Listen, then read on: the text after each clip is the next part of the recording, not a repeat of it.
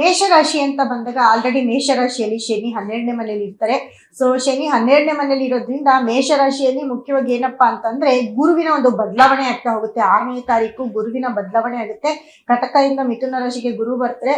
ಆದ್ರೆ ಎಲ್ಲೋ ಒಂದ್ ಕಡೆ ನೋಡಿ ಮೇಷ ರಾಶಿಯಾಧಿಪತಿ ಕುಜ ಬಂದು ಸಪ್ತಮದಲ್ಲಿ ಇರ್ತಾರೆ. ಅದರಲ್ಲೂ ಸೂರ್ಯ ಬುಧ ಶುಕ್ರ ಕುಜ ಈ 4 ಗ್ರಹಗಳು ವೃಶ್ಚಿಕ ರಾಶಿಯಲ್ಲಿ ಇರ್ತಾರೆ. ವೃಶ್ಚಿಕ ರಾಶಿಯಲ್ಲಿದ್ದಾಗ ಎಲ್ಲೋ ಒಂದ್ ಕಡೆ ನಿಮ್ಗೆ ಮೇಷ ರಾಶಿಯವರಿಗೆ ನಿಮ್ಮ ಕೆಲಸ ಕಾರ್ಯ ಏನಿರುತ್ತೆ, ನೀವು ಯಾರಾದ್ರೂ ಲ್ಯಾಂಡ್ ಡೆವಲಪರ್ ಆಗಿರ್ಬೋದು, ಅಥವಾ ನಿಮ್ಮ ಮನೆಯಲ್ಲಿ ಏನಾದ್ರೂ ಒಳ್ಳೆ ಮನೆ ತಗೊಳ್ಳೋದು, ಮನೆ ಕಟ್ಟೋದು, ಈ ರೀತಿ ಪ್ರಾಬ್ಲಮ್ ಯಾವ್ದಾದ್ರು ಒಂದು ಕೆಲಸ ಅಡೆತಡೆ ಆಗಿದ್ರೆ ಅಲ್ಲಿ ನಿಮ್ಗೆ ಮುಖ್ಯವಾಗಿ ಏನಪ್ಪಾ ಅಂತಂದ್ರೆ ಮೇಷರಾಶಿಯವರು ಈ ಒಂದು ತಿಂಗಳು, ಯಾಕಂದ್ರೆ ಡಿಸೆಂಬರ್ ತಿಂಗಳಲ್ಲಿ ಅದರಲ್ಲೂ ನಿಮ್ಗೆ 10ನೇ ತಾರೀಕು ಮೇಲೆ ತುಂಬಾ ಕೇರ್ಫುಲ್ ಆಗಿರ್ಬೇಕಾಗುತ್ತೆ.